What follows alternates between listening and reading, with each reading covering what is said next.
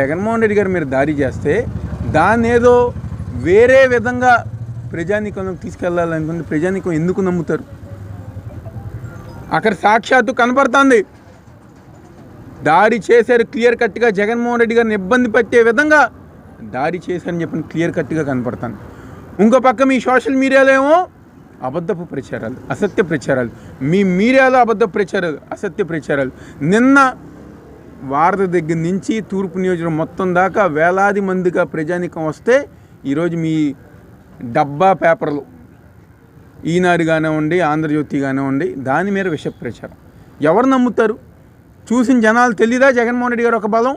చూసిన జనాలు తెలీదా ఈరోజు వైఎస్ఆర్ కాంగ్రెస్ పార్టీ ఒక బలం?